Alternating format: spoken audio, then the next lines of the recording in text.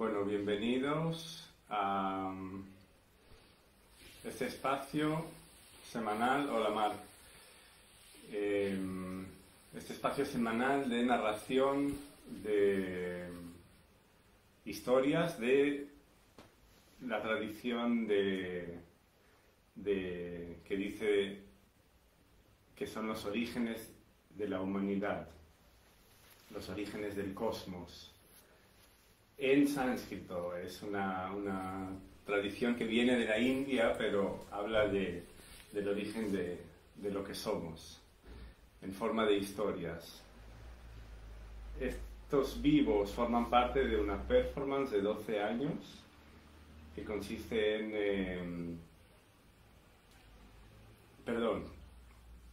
no forman parte directamente. Una cosa es, estoy haciendo una performance de 12 años que consiste en narrar el Mahabharata en 12 años, desde 2016 hasta 2028. Cada año, el 12 del 12, se estrena un espectáculo nuevo donde se narra una otra parte del Mahabharata, así que desde el principio a final se va narrando la historia durante 12 años, pero el Mahabharata no funciona de manera lineal. Así que también sentí la necesidad de que existiera un espacio donde la gente pudiera venir y escuchar estas historias de esta manera menos lineal y abierta a partir de las preguntas. Un espacio libre, sin planear demasiado, simplemente tener un espacio regular donde la gente pudiera venir a escuchar estas historias.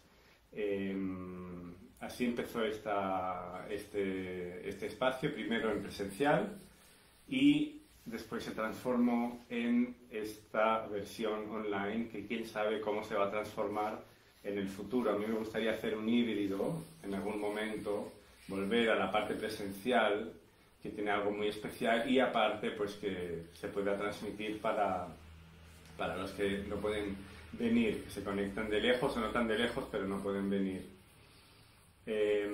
Pues este espacio consiste precisamente en encontrarse y contar historias alrededor de lo que somos, que es la humanidad.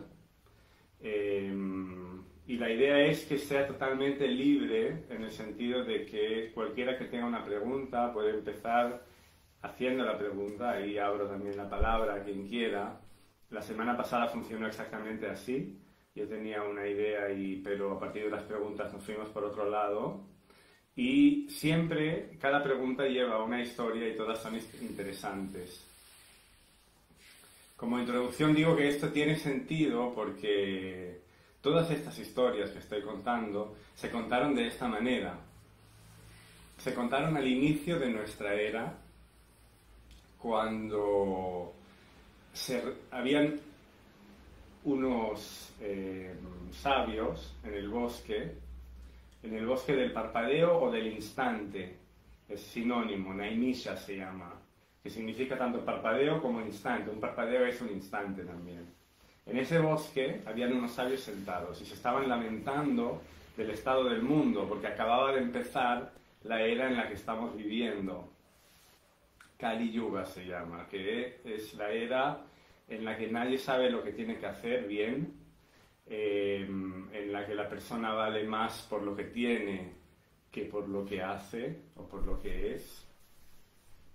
Es la era de los maestros falsos, es una era mucho menos fértil, en el que la gente se ve obligada a abandonar sus hogares y sus países por dificultades. La era de las mezclas de culturas. Y ahí uno diría, bueno, pero esto quizás no sea tan malo. Todo hay que mirar cómo sería un mundo en el que las cosas estuvieran tan bien y la tierra sería tan fértil que no tuviéramos que abandonar el lugar en el que nacimos, con el dolor que eso conlleva. Pero también hay que recordar, y eso es importante, muy importante decirlo, que esta era contiene la semilla de la siguiente era que será perfecta, porque el proceso es cíclico. El mundo se crea de una manera perfecta y todo el mundo sabe lo que tiene que hacer y lo hace, y después hay un proceso inevitable de degradación que lleva a una caída y pasamos a la siguiente era en la que no todo el mundo sabe lo que tiene que hacer y hay otra caída y pasamos a otra era en la que no todo el mundo sabe lo que tiene que hacer, y entre los que lo saben no todos lo hacen. O porque no saben, o porque no quieren, o porque no pueden. Y al final de esa era, lo que pasó, de la era anterior, que fue así, es que hubo una gran guerra, que es la guerra del Mahabharata. El Mahabharata cuenta esta guerra, cómo se llegó a esta guerra, desde el inicio de los tiempos hasta el momento en el que se enfrentó una familia entre sí, lo cual es ir en contra de todo lo que es el sentido de la humanidad. Es una familia de nobles que su derecho de armas era para defender la tierra y acabaron usando sus armas para pelear entre sí por la razón que ahí, bueno, eso es interminable, básicamente codicia, pero tiene muchas ramificaciones, esto, muchos matices. Y al final de esta guerra se perdió todo recuerdo se perdió algo de lo que nos permitía, o aparte al menos, saber exactamente lo que hay que hacer. Desde entonces vivimos en esa confusión. Pues estos sabios que estaban en el bosque del parpadeo, que decía al principio, se lamentaban de esa era, de cómo es Kali Yuga y sus características. Y entonces vino alguien y le preguntaron quién era, se presentó como Lomaharsana y dijo que él venía de un sacrificio que había durado 12 años con la intención de eliminar a todas las serpientes. Y ahí empiezan las preguntas. ¿Cuál sería la primera? Supongo que ¿por qué se hizo este sacrificio, ¿no? ¿Por qué matar a las serpientes? Pero bueno, así, de pregunta en pregunta, se desvelaron todas estas historias que son las historias que cuenta el Mahabharata, que después también esto se recogió en otra gran épica que se llama el Ramayana, y recopilatorios que se llaman Purana, que son historias de los dioses. Todo esto viene del mismo encuentro. Porque ahí se sentaron los sabios y unos preguntaban, ¿y por qué? ¿Y por qué? ¿Y esto cómo fue? ¿Y esto por qué es así? Y así se iba desvelando todo, porque esta persona que había estado en este sacrificio de 12 años había oído ahí hablar a Vyasa, que es pues uno de los orígenes, uno de los guardianes de la sabiduría de la humanidad. Y Vyasa se conoce todas las historias de todo lo que ha pasado, desde el origen hasta ahora. Y en ese ritual, Vyasa respondía a las preguntas del rey, que era el que había organizado este ritual.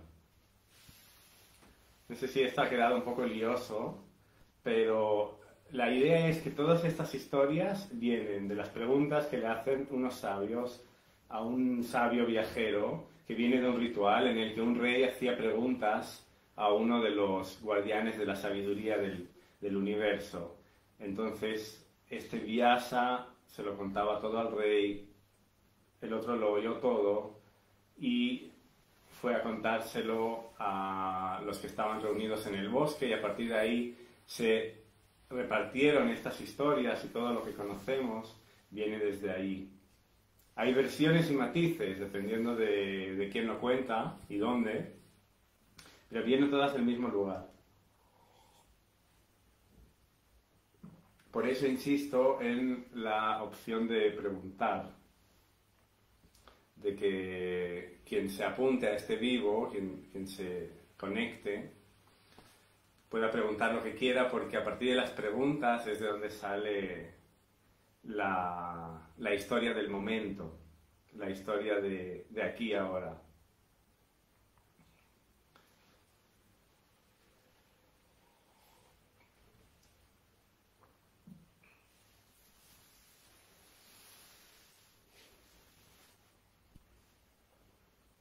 Pues esto, cuando empezó, la idea de tener un espacio así abierto, donde podemos jugar con esta posibilidad de preguntar, porque otra cosa es cuando por ejemplo, yo preparo el espectáculo del 12 del 12 de cada año, donde ya hay una dirección y sí que preparo algo, pero aquí no. Entonces, en vivo, en presencial, cuando alguien viene, algo sale, porque la persona está delante y algo tiene que preguntar, si no, no hubiera venido. También lo que pasaba es que a veces estaba solo mucho tiempo en la tetería donde estaba sentado. Aquí lo que pasa, hola Mariano, aquí lo que pasa es que así en online ganamos en que puede conectarse gente de más lejos, pero el tema de las preguntas queda un poco distinto. Entonces lo que veo es que algunas quedan o pendientes de otra vez, o vienen después cuando la gente escucha la grabación.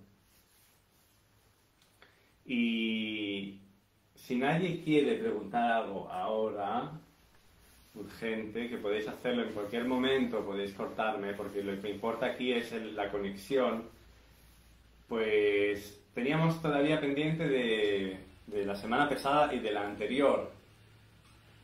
Hola, María. Saludos. Teníamos pendiente de la semana anterior en que repito un poco todo la cadena de dónde viene todo esto. Viene del Mahabharata, eso ya lo hemos dicho. Y el Mahabharata habla de una guerra. Eso también lo he dicho, eso siempre se repite porque siempre es el contexto. Cómo se llega a esta guerra, qué pasa y qué pasa después. Toda la agitación es esta y lo que significa esta guerra también. Y a nivel argumental, lo que pasa es que hay un debate sobre quién es el heredero de este reino. Ah, hola Susana, ¿cómo estás? Me alegro de verte. O sentirte. Hay un debate sobre quién es el heredero de este reino. En concreto, los hijos de dos reyes. Hay un rey ciego que tiene 100 hijos, todos muy codiciosos, sobre todo el mayor, que es el peor. Ya cuando nació, incluso habían señales tan malas como chacales aullando, lluvia de sangre, tormentas, que los consejeros le pidieron al rey que ejecutara a ese niño. Tan grave era la situación. Veían que él traía la destrucción de todo. Pero el rey estaba demasiado apegado a su primogénito. Y no son historias fáciles, ya lo digo. Y bueno, lo cuida. Y por otro lado están los hijos del hermano del rey ciego. El rey ciego se llama Dhritarashtra. No abuso de los nombres sánscritos porque a veces confunde. Está el hermano del rey ciego, que es Pandu, el rey pálido. Tiene 5 hijos que también se consideran herederos del reino. Ellos además son hijos de los dioses. Son hijos legales de él, pero hijos energéticos de dioses. El mayor de estos 5 se llama Yudhishthira, es el hijo del Dharma, del orden universal. Y en un momento, su padre ya no está, su padre desencarnó, no vive en el cuerpo, pero su espíritu entra en uno de los consejeros de Yudhishthira, del mayor, y le dice que ahora que ha madurado, que ya es un hombre joven, le toca instaurarse como rey del mundo. Justamente la semana pasada hablamos de uno de los últimos eventos que pasa antes de esto, que es que queman un bosque del hermano menor de Yudhishthira. No repito esto para no otra vez entrar en eso, pero hay un canal de YouTube con mi nombre, Mijael Gadish, donde están las grabaciones ordenadas con títulos y carteles, así que ahí se puede encontrar esto. Y después de esta quema del bosque, pasa esta canalización, que el consejero habla en nombre del padre y le dice: tienes que instaurarte como emperador del mundo. Y es un ritual muy difícil, que si sale algo mal, se destruirá todo lo que existe, pero tienes que intentarlo. Es tu destino y no lo puedes evitar. Y el mayor, Yudhishthira, acepta. Entonces tiene 4 hermanos, manda cada uno a otra dirección, al norte, al sur, al este y al oeste. Vuelven habiendo conquistado las 4 direcciones, todas las 4 direcciones mandan tributo al rey central, que es Yudhishthira, y llega el momento de hacer el ritual, de instaurarse oficialmente como rey. Bueno, la cuestión es que el otro día seguimos por aquí, pero la cuestión es que cuando el padre le dice a su hijo, el padre a través del consejero, el espíritu del padre, le dice que tiene que hacer este ritual, le dice que esto se ha intentado 4 veces y solo 4 veces en toda la historia de la humanidad, de esa superhistoria, no la que conocemos nosotros, que es muy limitada, porque solo es desde un momento de Kali Yuga, cuando empezamos a tener registro escrito, porque el registro escrito es un nivel más bajo, significa que tenemos menos memoria y tenemos que escribir las cosas porque si no se nos olvidan. Antes hay muchas capas de historia olvidadas, que las cosas funcionaban muy, muy distintas. Otro de los signos de esta era de Kali Yuga es cuando se empieza a usar el metal.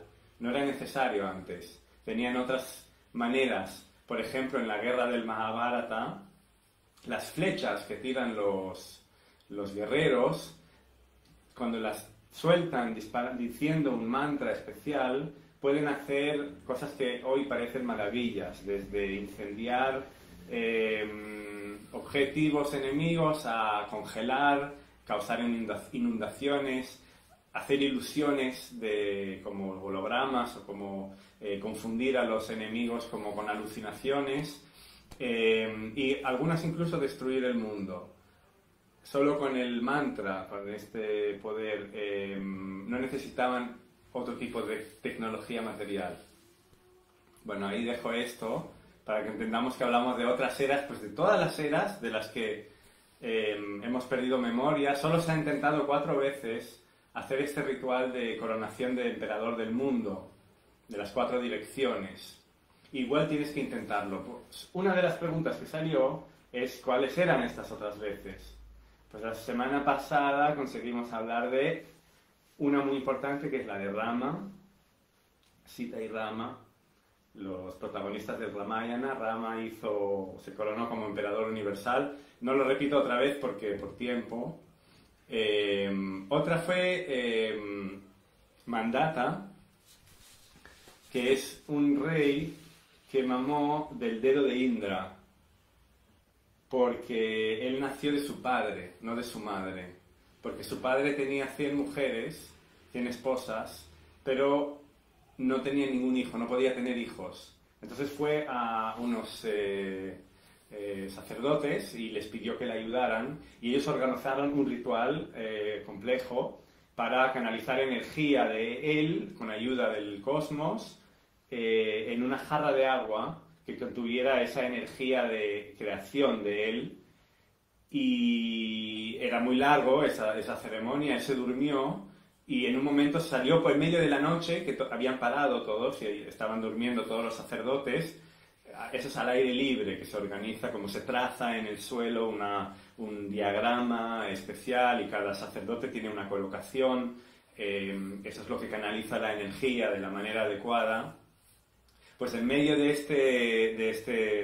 este diagrama, digamos, pentagrama, o lo que no penta no, pero diagrama que había en el suelo, el rey busca algo para beber porque tiene mucha sed y ve una jarra de agua y se la bebe. Y cuando se levantan por la mañana los sacerdotes preguntan, enseguida entienden que se la ha bebido el rey, es el único que puede haber hecho algo así, porque ellos saben lo que era, y dicen, mira, pues si has hecho esto es destino, no podemos hacer nada.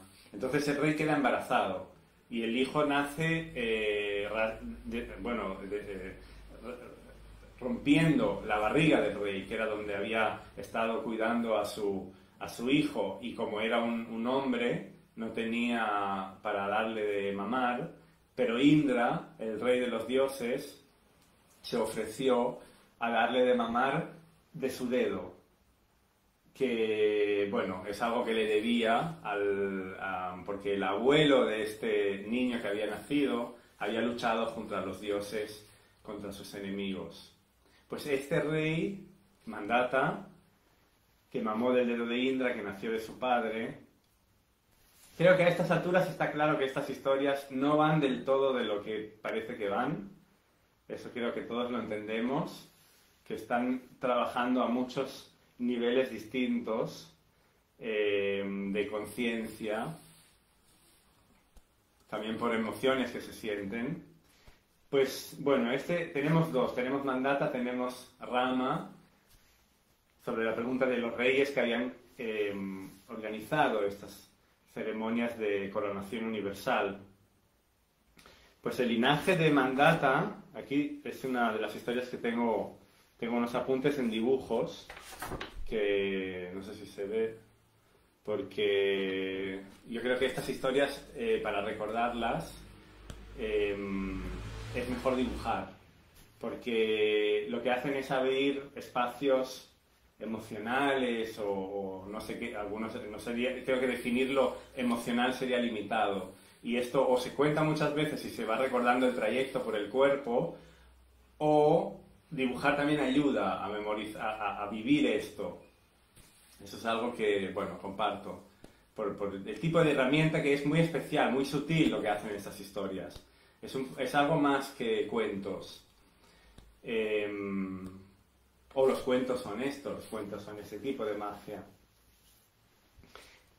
Este rey conquistó el mundo, como dije, él se proclamó emperador universal. Era tan justo que todos los ladrones y los bandidos tuvieron que esconderse en las cuevas durante su mandato. Entonces su descendencia fue también muy justa.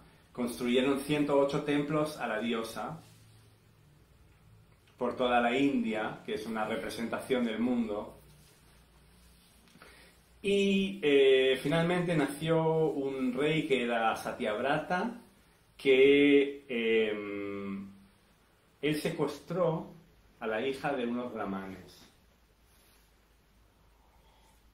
Si alguien quiere decir algo, está abierta la palabra, preguntar, quejarse, todo vale, porque todo lleva a debatir y a integrarse, a formar parte de la historia. Y bueno, aquí entramos en uno de los temas delicados, que es esto que hablamos algunas veces ya de lo que llamamos castas. Pues primero, el tema casta es una traducción. Si vamos al original sánscrito, hay una cosa que es yati, el nacimiento, que es una estructuración política, social, compleja, de funcionar de una sociedad. Otra cosa son los matices, los varna, que son matices que tiene todo, no solo la humanidad. Y eso es importante saberlo y recordarlo, porque es importante porque las cosas no están separadas. Y si todo es una vibración energética, o lo que queramos decir, como queramos pensarlo, tiene matices también, frecuencias. El arco iris tiene frecuencias de color distintas, los sonidos tienen frecuencias, la sociedad también, hay frecuencias en las que uno puede, las frecuencias que afectan a la sociedad. Cuando todo vibra perfecto, en armonía, la sociedad tiene 4 frecuencias que colaboran y cada frecuencia funciona perfectamente. Los sacerdotes, que conectan esa esencia del todo como por ejemplo un rey que no puede tener hijos, los sacerdotes son los que pueden canalizar la energía para que los tenga, porque tienen una vida dedicada a esto. Para proteger esa vida tan delicada de los sacerdotes hace falta una nobleza, los kshatriya, que son los que tienen el derecho a matar, para defender este equilibrio. Y para que se mueva la mercancía y que haya intercambio, comerciantes, vaishya, que no significa comerciantes que engañan, sino comerciantes justos. Es toda una casta que tiene que existir, una frecuencia que tiene que existir para que funcionen las cosas. Igual que en el cuerpo hay elementos que transmiten energía y sustancias por el cuerpo. Y los trabajadores, que no significa abusados, sino en una época en la que todo funciona bien, la tierra es muy fértil, los trabajadores trabajan lo justo para disfrutar de su trabajo y también poder disfrutar del efecto que tienen los sacerdotes en la sociedad. Esto en un mundo perfecto. El mundo en el que estamos ahora no lo es. Y estas historias reconocen esto. Es muy importante decir eso, porque de entrada nos están diciendo que todo esto ya no existe. Eso podría existir. Hola Aníbal, ¿qué tal? Si quieres preguntar o decir algo, estás invitado. Estamos hablando de los reyes que intentaron o hicieron un ritual de coronación de emperador universal. Estamos nombrando su historia, de los reyes que hicieron esto en la historia antigua. Y hemos hecho un parón para hablar de los matices de la sociedad, que lo hago porque así funcionan estas historias. También son así, cuentan algo y de repente empiezan a divagar sobre algo que tiene que ver, pero no del todo. Es parte del juego. Lo que estoy haciendo es reproducir esta manera de narrar que es tan interesante. Pues, imaginaros, una hija de sacerdotes. ¿Qué significa esto? También estos textos repiten mucho que no solo es el nacimiento lo que dice, son cualidades que en una misma familia pueden haber matices distintos cuando las cosas son como son. Y también en cada era, a medida que esto se va degradando, se van mezclando los matices. Entonces ahora somos ya un producto de mezclas y mezclas, que no es lo ideal, porque estamos confundidos, no sabemos qué hacer, si solo trabajar o si tenemos impulso de justicia, pero somos un poco de todo. Eso es lo que crea esa confusión. Pero entonces, la hija de un sacerdote significa una hija que ha crecido en un ambiente muy pacífico, digamos, muy devoto, y este rey la secuestra porque está enamorado de ella. Entonces todos los sacerdotes, todos los brahmanes, pasan su energía a un mismo cuerpo. Eso pasa en eras en las que tenían estos poderes los sacerdotes. Y ese cuerpo que representa a todos se presenta en el palacio y habla con el padre. De hecho, perdón, pero era un príncipe, no era rey todavía, el que secuestró a la brahman. Hablan con su padre y le dicen lo que ha pasado, y el padre se enfada mucho y lo expulsa al bosque. Y aparte le quita se convierte como en un bárbaro que vive en el bosque. Ya no entra dentro del sistema de matices, está fuera. Y él queda muy enfadado. Todo esto se sigue, está claro. Si alguien quiere decir algo de los que estáis conectados, Susana, que siempre lo ves en diferido, por fin te veo en directo, si queréis decir algo, espero que se pueda seguir. Pues porque ahora voy a hacer otro inciso, príncipe que su padre lo expulsa al bosque porque secuestró a una hija de sacerdotes, que no es algo que tiene que hacer un rey, está para defenderlos, no para secuestrar a una hija. Ahora en Facebook me dice que hay problemas, supongo que se sigue viendo, espero que sí. Este príncipe expulsado queda muy enfadado con Vasishta. ¿Por qué? Porque Vasishta es el gurú, el sacerdote principal de todo su linaje, que es el linaje solar. Son los hijos de Ixbaku, los descendientes de Ixbaku, que es el primer hijo que tuvo Manu, que es el primer ser humano. Perfecto, gracias Mónica. Manu es el ser humano original, como una especie de arquetipo de ser humano. Yo todavía no entiendo muy bien, es muy sutil, porque también se dice que en cierto nivel Manu existe siempre, pero después en la tierra. El nombre del príncipe expulsado es Satyavrata, que significa algo así como el que hace el voto de la verdad. Me preguntaba Aníbal, perdón, en Instagram pregunta a Aníbal cómo se llama el príncipe expulsado, pues Satyavrata. De Manu, él estornuda y el primer hijo del estornudo se llama Ixbaku y sus descendientes son el linaje solar. Otro hijo de Manu se convierte en mujer, se casa con el planeta Mercurio, otro día lo explico porque si no, no hay tiempo, y sus descendientes son el linaje lunar, porque Mercurio es el hijo de la luna.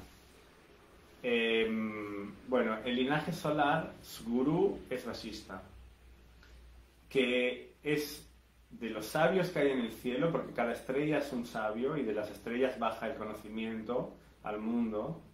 En la Osa Mayor están los 7 principales y la estrella que más brilla es Vasista, que es doble porque está junto a su mujer. Entonces hay una estrella en la Osa Mayor que es doble, es Vasista y su mujer. Pues él es el gurú del linaje solar. Este príncipe expulsado, Satyavrata, queda muy enfadado con Vasista porque lo ha permitido. Él cree que es culpa de él, que Vasista no ha hablado a su favor, porque él cree que es justo que ha secuestrado a esa princesa, a esa hija de sacerdotes, porque están enamorados. Era su manera de llevársela, pero Vasista no ha dicho nada, entonces él está enfadado con él.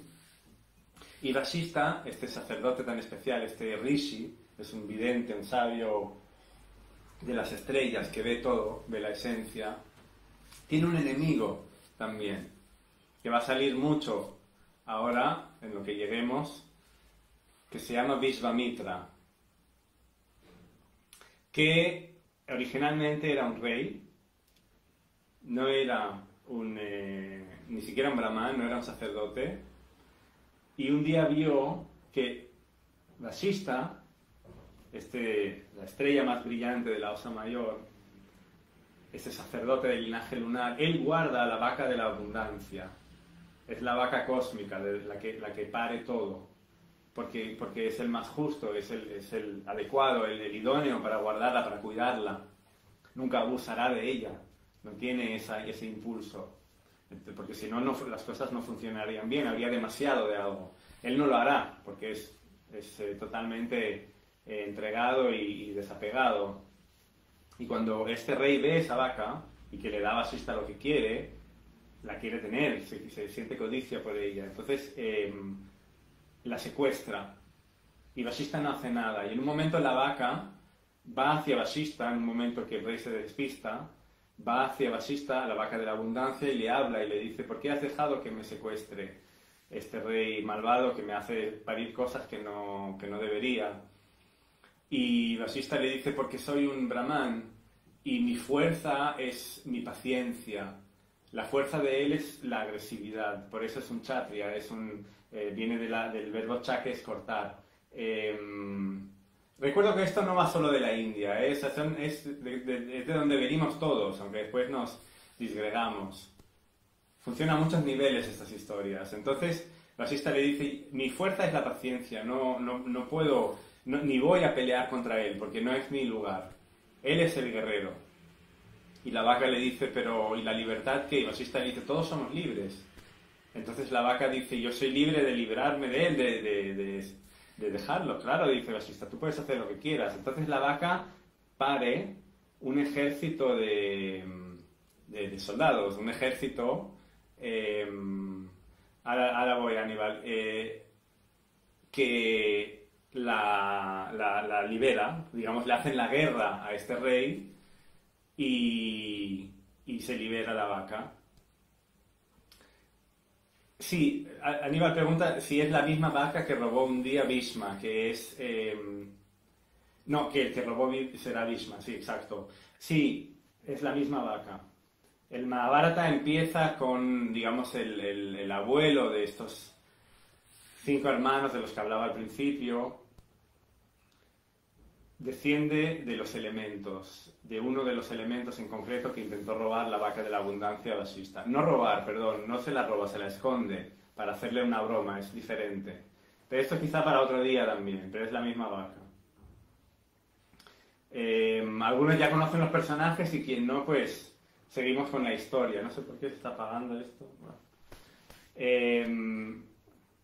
Pues ahora viene algo muy importante. Vishvamitra, antes de ser rishi, cuando era un rey, queda tan conmovido con el poder de Vasista, que lo ve como el verdadero poder y no el de él, no el de las armas, cuando ve cómo se libera la vaca de él, que se retira y empieza a hacer ejercicios ascéticos de los que se podían hacer antes, que podían hacer 1000 años y seguir haciéndolos, y se dedica tanto y se entrega tanto que él recibe o canaliza o como esta sabiduría que viene de las estrellas, el Gayatri Mantra, que quien conoce un poco la India o por el yoga, es muy conocido, es el mantra principal, es el que se canta cada mañana, es la base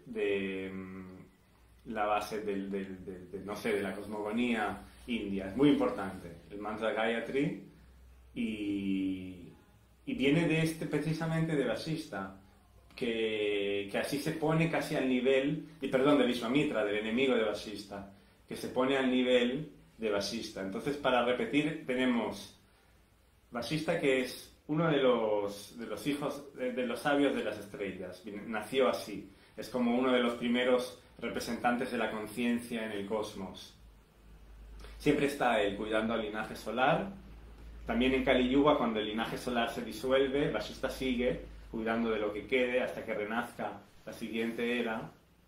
Y por otra parte está este rey que de tanto querer ser como Vasista, se convierte él también en un rishi y canaliza el Gayatri Mantra, que se llama Vishvamitra. Y él es siempre enemigo de Vasista. Entre ellos se odian. Vasista a su manera, porque no tiene paciencia, no lucha contra Vishvamitra, pero Vishvamitra sí que le hace la vida imposible.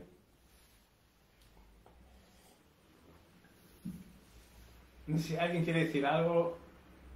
Nos hemos ido aquí porque ahora vienen estos personajes, participan en la historia. Y estas historias son así.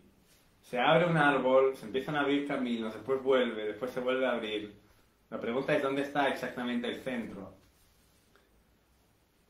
Pues Satyavrata, que preguntaba a Aníbal cuál es su nombre, el príncipe expulsado al bosque, está enfadado con Vasista, que es el gurú de su linaje, porque dice que él tendría que haberlo protegido y no lo ha hecho.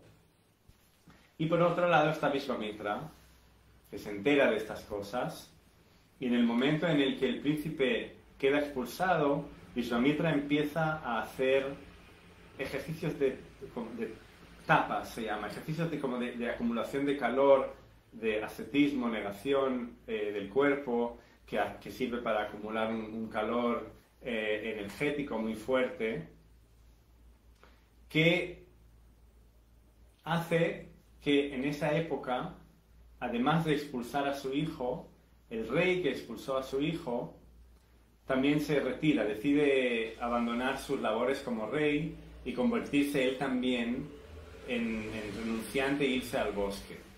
Y esto no es ordenado porque no hay rey. Y esto no le gusta a Indra, que es el rey de los dioses. Y Indra desaparece. Y Indra es también el rey de la lluvia. Así que deja de llover en el reino. Por tanto hay hambruna. Y la esposa de Vishvamitra, la esposa de este sabio que odia a Vasista, pasan los años, su marido está haciendo ejercicios ascéticos y no hay nada para comer, hay hambruna. Entonces ella se va al bosque también y intenta vender a su hijo, al hijo de Vishvamitra, que lo llaman Gálava, que significa atado, porque lo lleva atado de una cuerda, e intenta venderlo para tener algo que alimentar al resto de los hijos. Y en el bosque se encuentra a este príncipe que lo han expulsado, que ahora está viviendo como un cazador en el bosque, y cuando la ve le dice que no lo haga, que no venda a este niño, y que él ya le traerá carne, que él cazará para ella y le irá trayendo carne.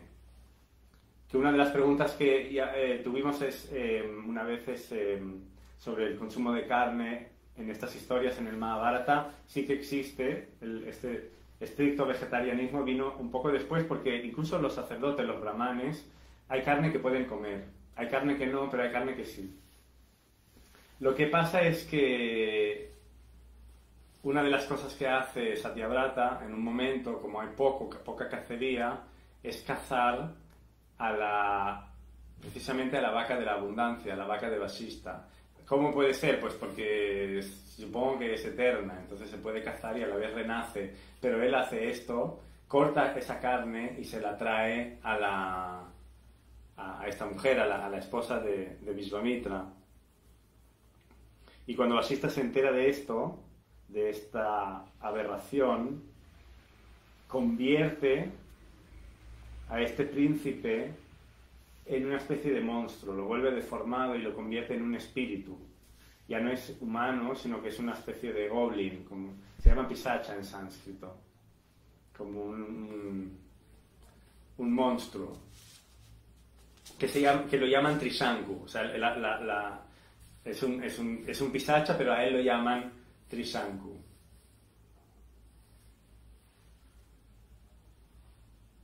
Y su padre, al ver todo esto que ha pasado y al ver lo que ha pasado porque él abandonó el reino, se arrepiente,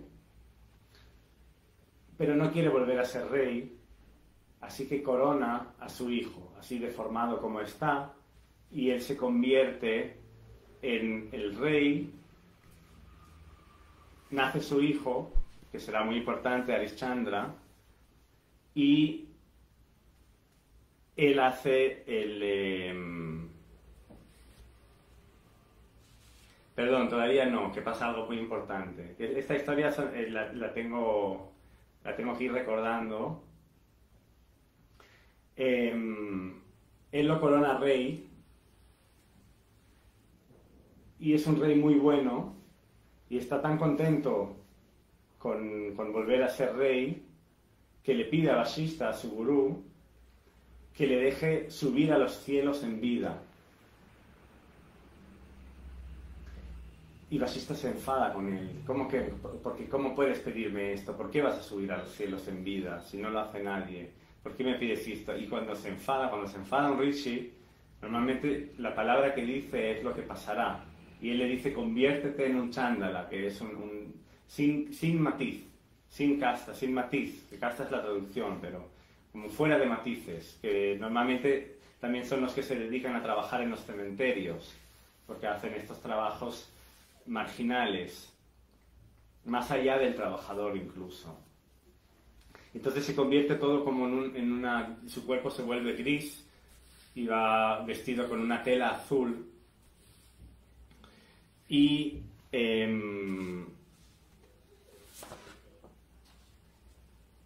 él le pide ayuda a Vishvamitra, que es el enemigo de Vasista, a que le ayude él a entrar en los cielos.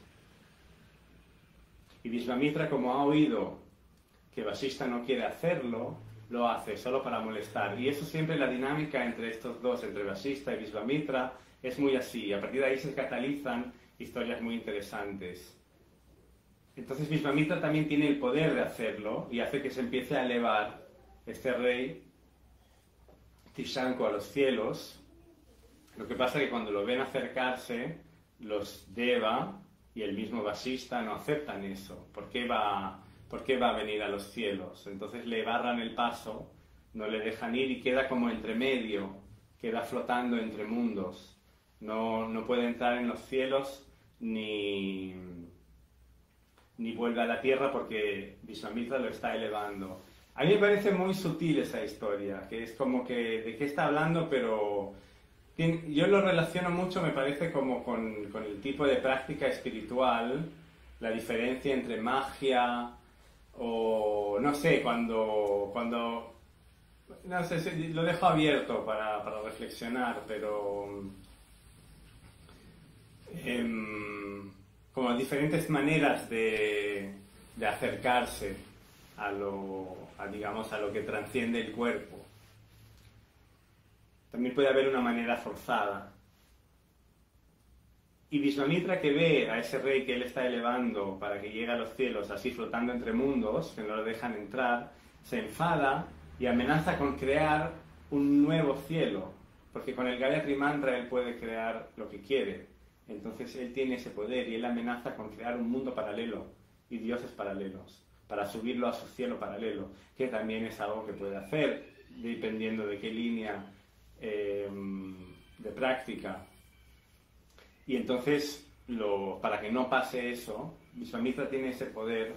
También hay la línea, por ejemplo, de Vasishta, que es siempre la paciencia y el dejar hacer y la renuncia y las cosas pasan, o Vishvamitra, que tiene ese poder de agitar y mover las cosas y obliga, de hecho obliga a los dioses a aceptar a este rey en los cielos.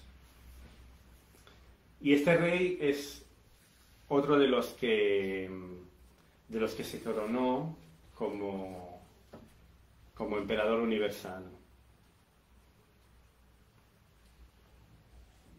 Y fue aceptado en los cielos.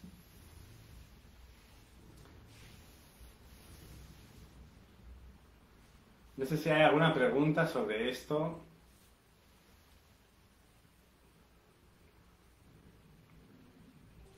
Yo creo que es una historia muy, muy potente. Es una historia que conozco de hace tiempo, pero es de las que no se me quedan. Yo también veo que hay historias que cuando cuesta recordarlas, es porque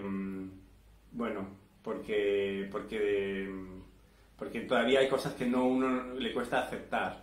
Es como, me parece una historia muy dolorosa también, porque esta historia que acabamos de contar sobre este rey que sube a los cielos pero no puede, pero al final acaba Vishvamitra forzando a los dioses. Y después la continuación con su hijo, con Harishchandra, que no tiene hijos y le pide a Varuna, que es el dios de las profundidades, que ve todo lo que pasa desde las profundidades de las aguas cósmicas, le pide tener hijos y Varuna le ofrece darle un hijo a cambio de que se lo sacrifique a él y que entonces podrá tener hijos. Y como no hay otra opción, este rey acepta, Harishchandra es el rey, y cuando nace el hijo aparece Varuna enseguida pidiéndolo, y entonces le dice que todavía no tiene nombre, que si puede esperar a que le dé nombre al menos. Le dan el nombre y aparece Varuna y le dice, no tiene dientes. Así sin dientes todavía no es del todo un hijo, es como tendríamos que esperar. Y Varuna acepta y cuando tiene dientes dice, todavía no le hemos hecho la primera rapada de pelo. Espera a que crezca a esto. Ahora voy a la pregunta. Y Varuna vuelve cuando lo rapan y le dice, no, es que todavía no ha pasado la iniciación que se hace de niño para empezar a mirar el mundo con los ojos de la curiosidad, esperemos a esto. Y Varuna espera y cuando lo inician a empezar a tener una vida espiritual, este niño adolescente, ya preadolescente, se retira y se va al bosque. Entonces cuando viene Varuna ya no está el niño. El rey del que acabamos de hablar, si es el primero que se corona como emperador universal, no, por orden sería el anterior, Mandata, que no sé si estabas, Aníbal. Pregunta Aníbal si este es el primer rey que se corona como rey universal. Antes estaba Mandata, que es el que mamó del dedo de Indra, que nació de su padre, que su padre hizo una ceremonia para poner su energía en un agua y se la bebió, o sea, la hicieron unos sacerdotes, él se equivocó y se la bebió, quedó embarazado de su hijo nació y como no tenía de dónde mamar, lo amamantó Indra. Ese fue el primero. El segundo fue este rey que subía y bajaba de los cielos, que quería subir y no lo dejaban. Ese es el segundo. El tercero es Rama, de la historia de Ramayana, de Sita y Rama. No, es el cuarto. El tercero es Yayati, que no dará tiempo hoy, porque es una historia para contarla poco a poco. Es muy especial. Y explica muchas cosas. Explica también por qué los humanos tenemos parte de Asura. Y los enemigos de los dioses. y sobre todo los protagonistas del Mahabharata.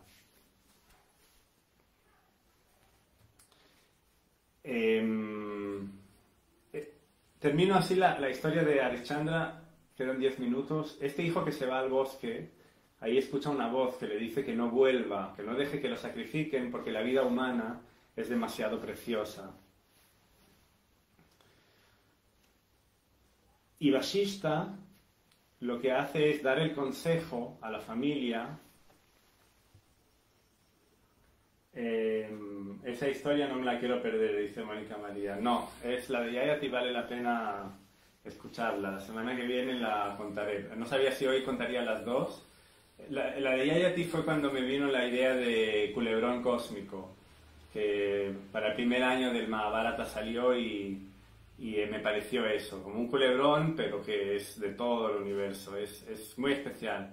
La de Yayati es una de las historias que se han reescrito mucho y también bueno, yo leí una novela moderna de un autor indio que reescribía esa historia, porque lo que hacen esas historias es ofrecer una estructura que lo esencial es en lo que mueve dentro, entonces uno puede reescribirla sin salirse de la estructura y lo que hace es renovarla, pero la historia siempre mantendrá esa energía dentro, aunque se puede cambiar los matices o elegir dónde poner la atención, la historia siempre abrirá ese espacio. Eso es lo que a mí me parece que es muy interesante. Y hay muchas versiones por diferentes épocas y diferentes lugares del mundo y de la India, porque también después esas historias pasan también a Indonesia, a Bali sobre todo, a Laos, Tailandia, y tienen matices distintos, pero la estructura esencial sigue, y eso es para mí una de las cosas más interesantes. O sea, hay mucho que contar sobre eso, pero para mí es apasionante. Bueno, y volviendo a Vasishta, lo quiero contar porque quiero compartir algo de quizá por qué me cuesta a mí tanto esa historia, porque van unidas, la historia de Trishanku, del rey que va al cielo, y la de su hijo, que es el padre de este hijo que va al bosque porque tendría que haberlo sacrificado a Varuna y no lo hace, y en el bosque el hijo oye una voz que le dice: quédate aquí, no vuelvas, que no te sacrifiquen porque la vida humana es demasiado preciosa.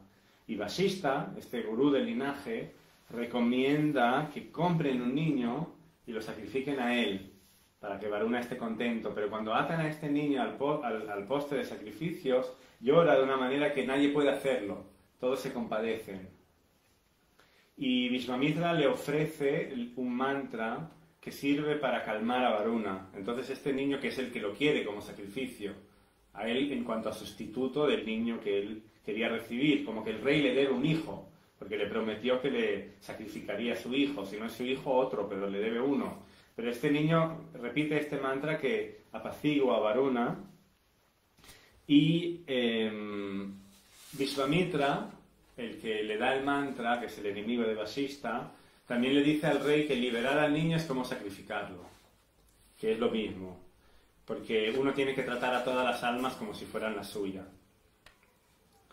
Y entonces, entre que el niño calma a Varuna, al dios que quería un sacrificio con su mantra que le regaló Vishvamitra, y el rey Harishchandra se arrepiente totalmente, que Varuna lo perdona, y todos deciden que este niño, como ya lo han vendido, el padre tiene que ser Vishvamitra porque es el que le ha dado la vida, es el que lo ha salvado con ese mantra. Entonces se convierte a partir de ahí en el hijo de Vishvamitra.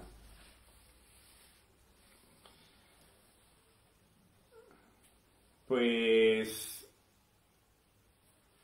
después este rey Harishchandra,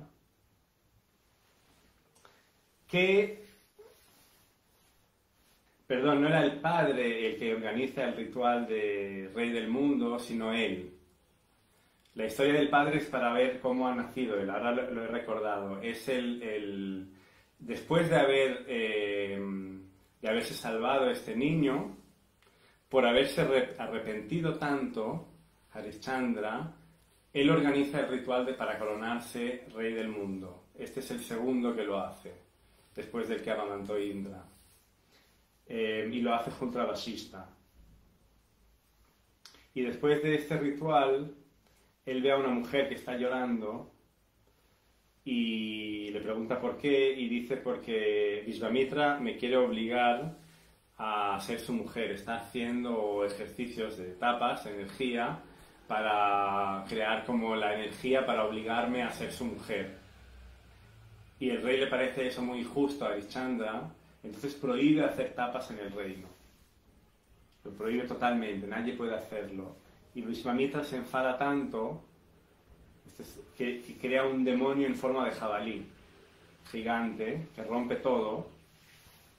Y mientras está destruyendo el bosque, el rey sale a perseguirlo y persiguiendo al jabalí, el jabalí desaparece y llega a un espacio sagrado, a un manantial sagrado, y se encuentra un brahman que es Vishvamitra disfrazado.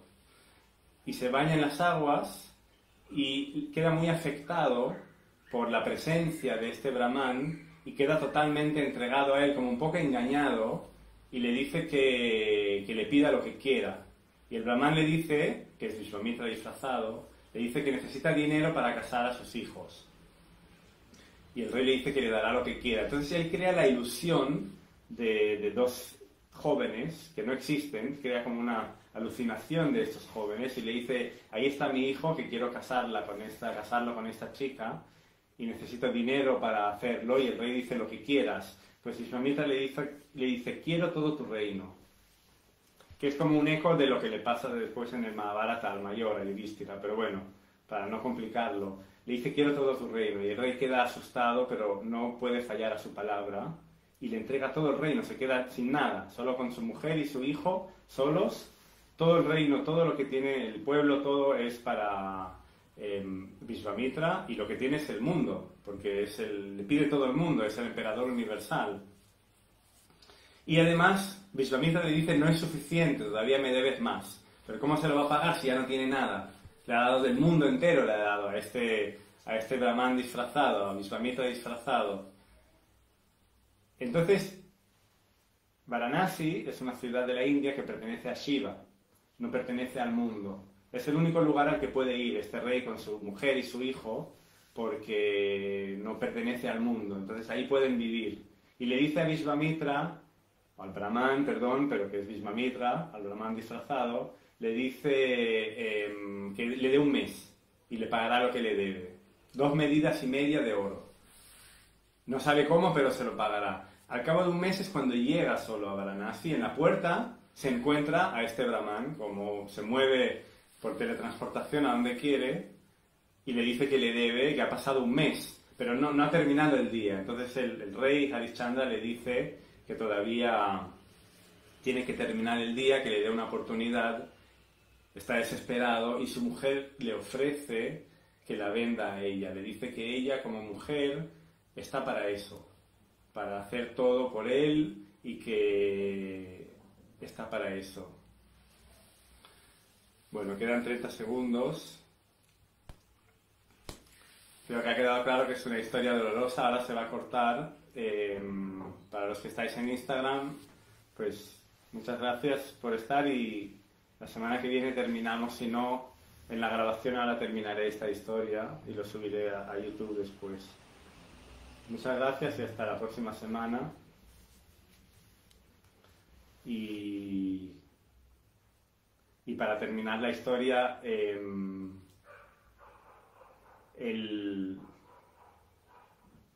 Vishvamitra, el rey, no quiere vender a la mujer, pero al final la acaba vendiendo a un chándala que decíamos antes, uno como que está fuera de castas. Y el hijo llora mucho porque no quiere perder a su madre. Entonces le dice, bueno, pues me llevo a los dos. Y así Harishchandra se despide de ellos dos, pero a la noche aparece el Brahman, Vishvamitra disfrazado, y le dice que le pague lo que le debe, y todo lo que ha ganado vendiendo a su mujer y a su hijo todavía no es suficiente.